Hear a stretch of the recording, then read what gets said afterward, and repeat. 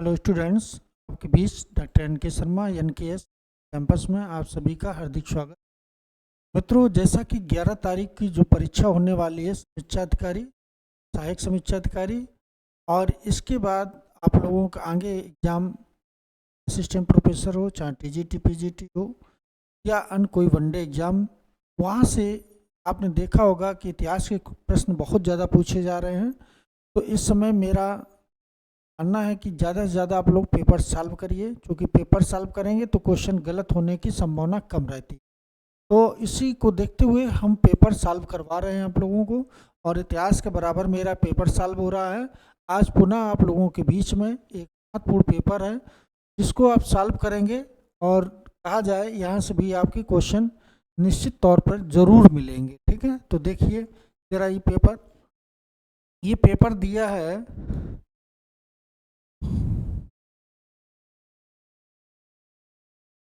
है कि भारत में प्रथम औद्योगिक हड़ताल कब और कहाँ हुई थी। तो 1906 कलकत्ता में, 1905 कपड़ा मिल की, या 1870 में ऊनी कपड़ा मिल कानपुर में, या 1885 में बम्बई कपड़ा मिल। तो मित्रों याद रखना कि सबसे पहले पूछ रहा है, प्रथम पूछ रहा है, तो आपको 1885 लगा के आएंगे। और इसी समय एक चीज़ और हुई थी कि 1885 में कांग्रेस की स्थापना हुई थी। किसकी? कांग्रेस की स्थापना हुई थी, यानी कि ये भी क्वेश्चन याद रख के जाना। और कांग्रेस की जब स्थापना हुई है तो उस समय लॉर्ड डफरिन गवर्नर था, और किसने की थी? तो ए हुम ने की थी। तो कहा जाए भारतीयों को दिमाग को डाइवर्ट करने के लिए ऐसा किया था, क्योंकि भारतीय उस समय उग्र हो चुके, तो उन्हें लग रहा था कहीं ये आंदोलन ना करें, तो इस वजह से उनके भटकाव के लिए ऐसा किया गया था। अगला क्वेश्चन देखिए। अगला क्वेश्चन है कि 18वीं शताब्दी में बंगाल में निर्यात होने वाली वस्तुओं में प्रमुख कौन सी थी?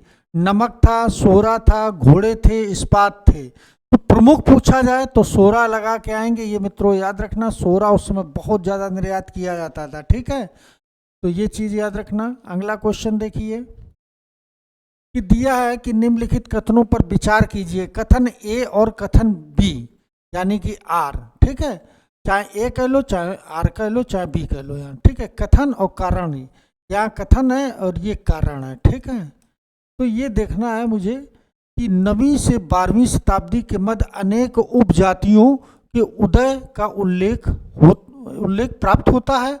वाणिज्यिक गतिविधियाँ एवं जनसंख्या की गतिशीलता ने इस प्रक्रिया में वृद्धि की है। तो ये चीज़ याद रखना कि दोनों सही हैं। ठीक है, दोनों सही हैं। जब दोनों सही होते हैं और व्याख्या नहीं करते हैं तब क्या होता है? दोनों सही हैं और व्याख्या कर रहे हैं तब क्या होगा? अब यहाँ पर क्या है कि ए भी सही है, देखो ध्यान देना, ए भी सही है, आर भी सही है, दोनों व्याख्या कर रहे हैं, तो आंसर आपका सी हो जाएगा। कौन सा आंसर हो जाएगा? सी हो जाएगा। ठीक है, अगला क्वेश्चन देखिए। यहाँ दिया है कि निम्नलिखित कथनों पर विचार कीजिए। 8वीं से 13वीं शताब्दी के युग को कभी कभी अंधकार का युग कहा जाता है। ठीक है, फिर वर्तमान भारत की अनेक संस्थाओं ने इसी समय स्थायी स्वरूप प्राप्त करना प्रारंभ किया था। ठीक है, तो अब देखो ये भी है, ये भी है। ठीक, और कहा जाए कि अब ये दोनों तो सही हैं लेकिन व्याख्या नहीं कर रहे हैं। जब व्याख्या दोनों सही हैं, व्याख्या नहीं करें, ए आर दोनों सही हैं परंतु व्याख्या नहीं कर रहे हैं, तो आंसर आपका ये ए वाला सही हो जाएगा। ठीक, दोनों सही हैं पर व्याख्या नहीं कर रहे हैं। ठीक है, अगला क्वेश्चन देखिए कि कांग्रेस का जन्म सेफ्टी वाल्व के रूप में हो रहा है, निम्न में से ये कथन किसका था? तो लॉर्ड डफरिन का। ये तो गवर्नर जनरल था, याद रखना कि ये तो गवर्नर जनरल था। ठीक है, और WC बनर्जी ये ICS थे, ये भी याद रखना। बेटनबर्ग, इसने ह्यूम की जीवनी लिखी थी। ह्यूम की जीवनी लिखी थी। ठीक है, इसने जीवनी लिखी थी। ठीक, याद रखना, जीवनी किसकी लिखी थी? ह्यूम की, है ना। और ह्यूम दिया है तो इसमें कौन होगा? तो वेडनबर्ग होगा। ये चीज़ सेफ्टी वाल्व का किसने कहा था? तो इसने वेडनबर्ग ने कहा था।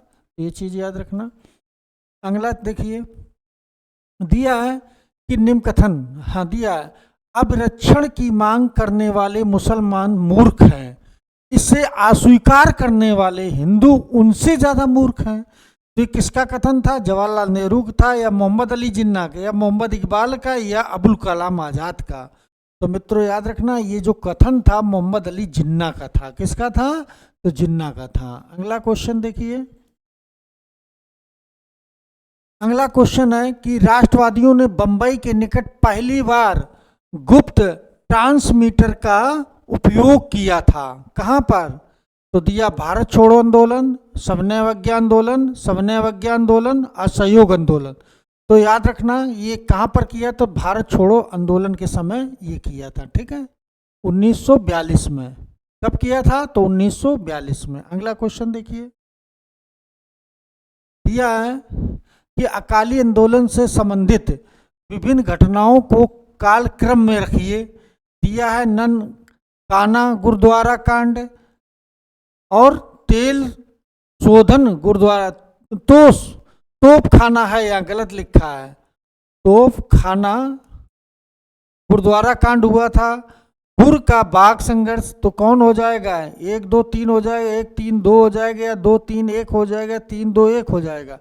आंसर इसमें 1 2 3 ये तीनों सही हो जाएंगे। ठीक है, क्रम से सही है। अगला क्वेश्चन देखिए कि 1909 में, यानी कि 1909 भारत सरकार अधिनियम द्वारा निम्नलिखित में से कौन सा परिवर्तन किया गया था? दिया है विधान परिषद के सदस्यों को पूरक पूछने का अधिकार मिला था, इसमें सरकारी सदस्यों को बहुमत बनाए रखा गया था, या महिलाओं को मतदाता होने का अधिकार तो नहीं था पर वे प्रत्याशी हो सकती थी, या मुसलमानों के लिए पृथक प्रतिनिधि और निर्वाचन मंडल की व्यवस्था की गई। मित्रों यही सही हो गया, क्योंकि इस समय मुसलमानों के लिए पृथक निर्वाचन मंडल की व्यवस्था कर दी गई थी। तो आंसर 1909 अधिनियम याद रखना। ठीक है, अगला देखिए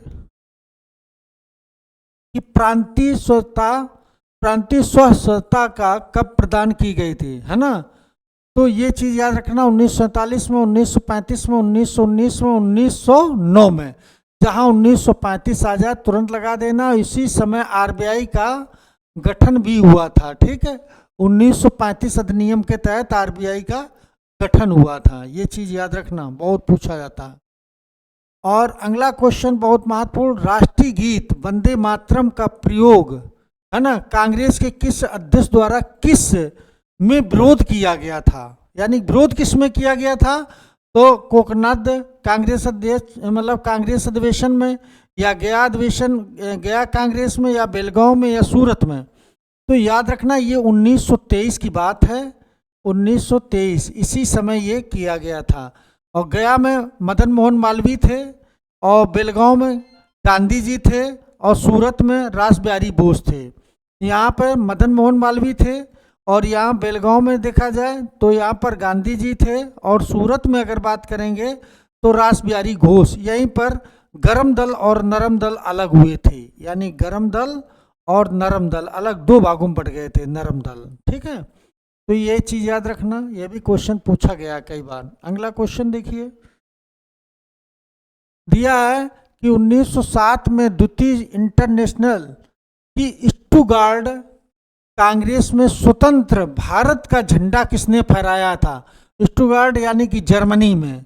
जर्मनी में कौन ऐसा व्यक्ति था जिसने वहां जाकर भारतीय झंडा फहरा दिया?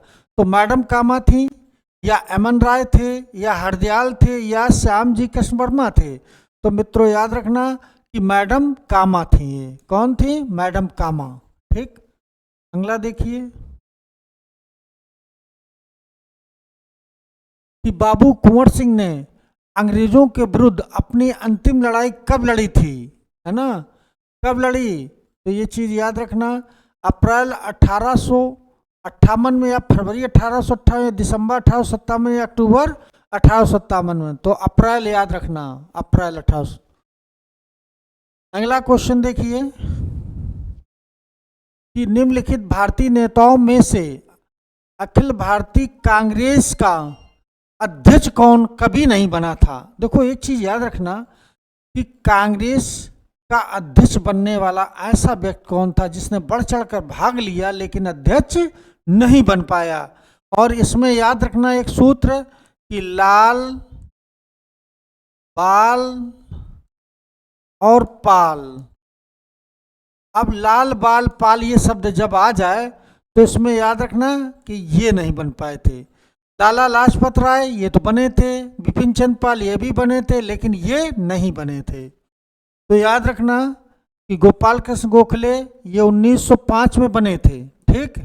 जवाहर मोतीलाल नेहरू 1919 में, महात्मा गांधी 1924 में, और ये कभी नहीं बने, ठीक। तो मित्रों याद रखना, बहुत इंपॉर्टेंट क्वेश्चन है बाल गंगाधर तिलक। और कहा जाए 2 बार अवसर मिला लेकिन ये अध्यक्ष नहीं बन पाए। अब देखो अगला क्वेश्चन दिया है कि सन 1915 में काबुल में, कहां पर, काबुल, 1915 में काबुल में गठित अंतरिम सरकार का राष्ट्रपति कौन था? अंतरिम सरकार का बरकतुल्ला, महेंद्र प्रताप, रास बिहारी बोस, आनंद मोहन शाह।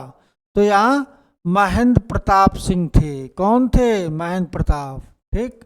अगला देखिए,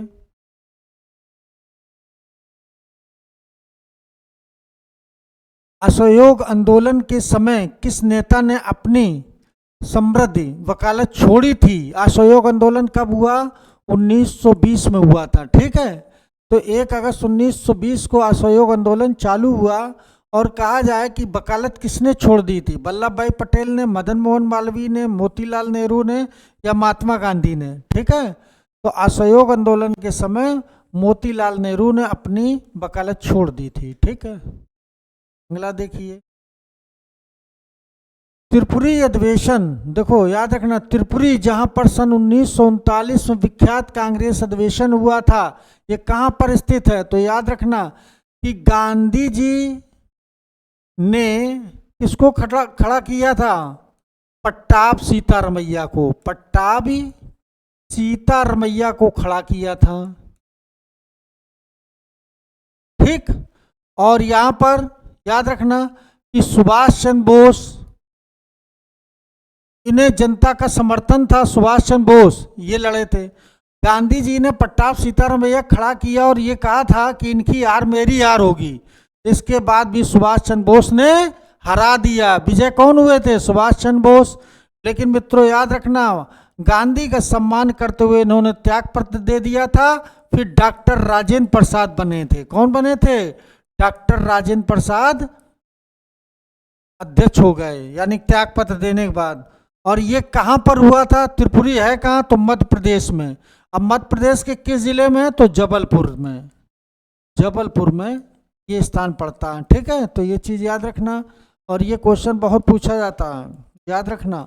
अब फिर अगला क्वेश्चन, सन 1916 में भारतीय उद्योग, है ना, भारतीय उद्योग की अलग से निम्नलिखित में से किसने रिपोर्ट प्रस्तुत की थी? बहुत अच्छा क्वेश्चन। अली इमाम, आशुतोष मुखर्जी, मदन मोहन मालवीय, महात्मा गांधी। तो मदन मोहन मालवीय को याद रखना, ठीक है, 1916 में। और 1916 में ही एक चीज याद रखना, मदन मोहन मालवीय ने बीएचयू नाम दिया था, बनारस हिंदू विश्वविद्यालय नाम दिया इसको, ठीक है। यानी बीएचयू नाम से गठित अब हो गया, ठीक। तो ये चीज मदन मोहन मालवीय। अगला क्वेश्चन, 1857 के विद्रोह के दौरान धार्मिक नेताओं में असंतोष निम्न में से कौन प्रमुख कारण था? सेना में ईसाई धर्म जो प्रचारक थे कि भांत मौलवी पंडितों को प्रवेश न मिलना, या मंदिर मस्जिद से जो संलिप्त थे माफी, यानी खालसा भूमि से कंपनी सरकार द्वारा कर वसूलना, यह भी। अगला देखिए कि ये दिया भारतीय समाज में व्यवस्था में सुधार का प्रयास, या ईसाई धर्म प्रचारों बढ़ती गतिविधियां। तो यही मित्रों हो जाएगा क्वेश्चन। कौन? उस समय ईसाई धर्म जो प्रचारक थे इनकी बढ़ती हुई गतिविधियां, यही कारण था, ठीक है। अगला, सर सैयद अहमद खान ने महिलाओं के लिए आधुनिक शिक्षा विरोधी थे, ठीक। ये चीज याद रखना। दूसरी चीज, निम्नलिखित में से कौन सा दृष्टिकोण उनसे असंबद्ध है, यानी उससे असंबद्ध है। अब ये क्या हो जाएगा इसमें? वे स्त्रियों को नौकरी कराने के पक्ष में थे? वे बहुविवाह को तर्कसंगत मानते थे? या वे महिलाओं को पर्दा प्रथा के पक्ष में थे? या महिलाओं को कुशल माताएं और गृहिणी बनाने में? यानी क्या इसमें होगा सही? तो ये चीज याद रखना, वे स्त्रियों को नौकरी कराने के पक्ष में थे। आज संबंध पूछा गया तो मित्रों यही क्वेश्चन आपका सही होगा। ठीक है, अगला क्वेश्चन देखिए कि हिंदू और मुसलमान मेरी दो बेगमें हैं। समझ गए, हिंदू और मुसलमान मेरी दो बेगमें हैं, मुसलमान मेरी लाडली बेगम है। और ये कथन किसका है? लॉर्ड मेयो का, या लॉर्ड डलहौजी का, लॉर्ड कर्जन का, वेमफील्ड फुलर का? तो ये पीसीएस में 3 बार क्वेश्चन, समीक्षा अधिकारी में कई बार क्वेश्चन पूछा गया है। तो याद रखना यही आंसर होगा, वेमफील्ड फुलर। और लॉर्ड मेयो के विषय में भी याद रखना कि 1872 में पहली बार जनगणना करवाने वाला व्यक्ति, पहली बार जनगणना इसी ने करवाई थी। ठीक, तो जनगणना की शुरुआत करने वाला व्यक्ति यही था। लॉर्ड डलहौजी के याद रखना कि रेलवे लाइन हो, चाहे डाक सेवा हो, चाहे तार हो, टेलीग्राम हो, या फिर हड़प नीति हो, इससे संबंध रखने वाला लॉर्ड डलहौजी था। और इसी समय एक पीसीएस में क्वेश्चन पूछा गया था, विधवा विवाह अधिनियम किसके समय तैयार हुआ? तो लोग लॉर्ड कैनिंग को लगा देते। मित्रों याद रखना, तैयार हुआ था लॉर्ड डलहौजी के समय, लेकिन उसे लागू किया गया लॉर्ड कैनिंग के समय, तो वो भी याद रखना।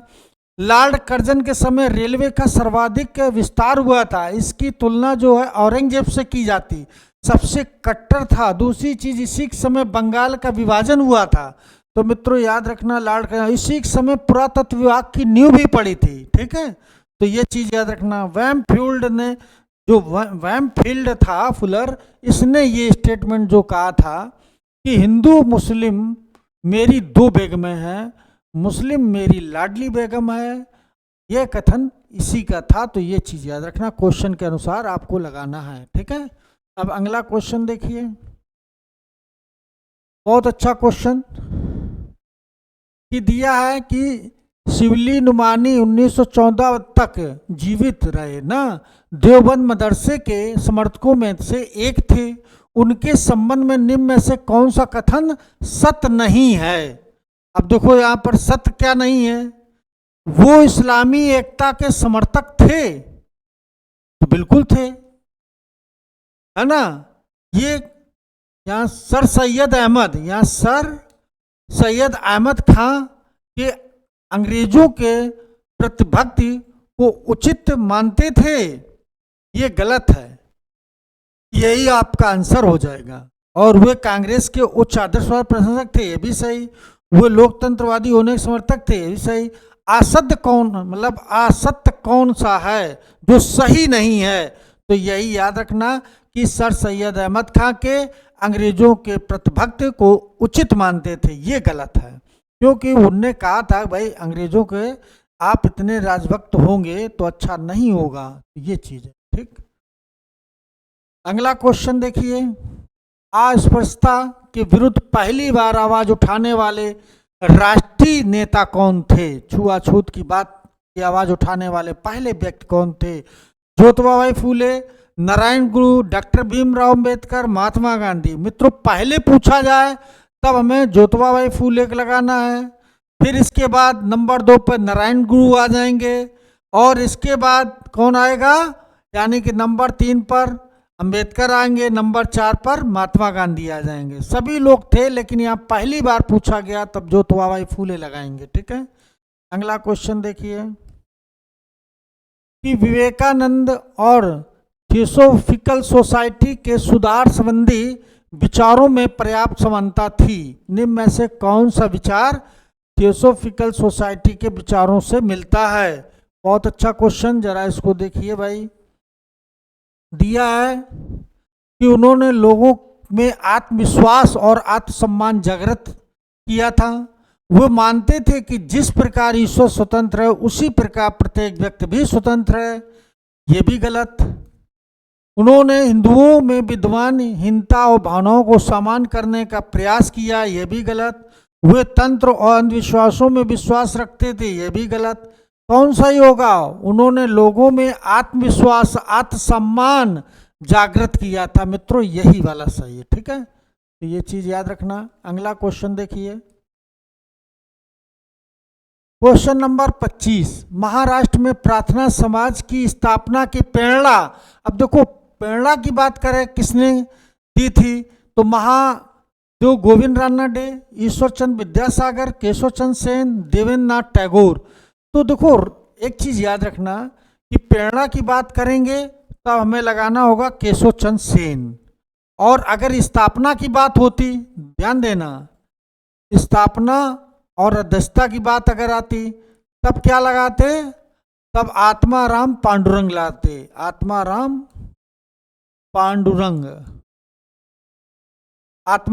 पांडुरंग लगाते। सर्वाधिक प्रचार प्रसार किसके समय हुआ था, यह भी क्वेश्चन पूछा गया है। सर्वाधिक प्रचार और प्रसार की बात अगर आ जाए तब हमें क्या लगाना होगा, राणा डे के समय सर्वाधिक प्रचार प्रसार हुआ। और मित्रों याद रखना, राणा डे ये किसके राजनीतिक गुरु थे, तो गोखले के थे। किसके गुरु थे, तो गोखले के, गोपाल कृष्ण गोखले के राजनीतिक गुरु पूछा जाए तो राणा डे के लगाएंगे।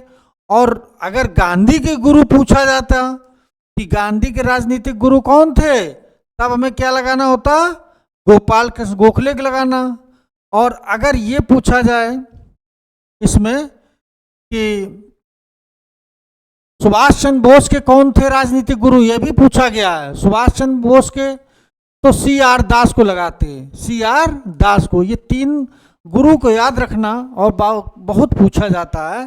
तो CR दास जो थे, चित्तरंजन दास, वो सुभाष चंद्र बोस के राजनीतिक गुरु थे, ठीक है। तो मित्रों ये रहे आपके क्वेश्चन, और बहुत ही हिट क्वेश्चन है, इनको आप सॉल्व करके जरूर जाइए, क्योंकि 11 तारीख की जो परीक्षा होने वाली है यहाँ से आपको प्रश्न जरूर मिलेंगे। तो एक चीज़ आप लोग ध्यान देना कि पेपर आप ज़्यादा से ज़्यादा सॉल्व करना, क्योंकि समय नज़दीक है, और इस समय पढ़ाई पर अगर फोकस करना है तो पेपर पे आप लोग ज़्यादा करिए।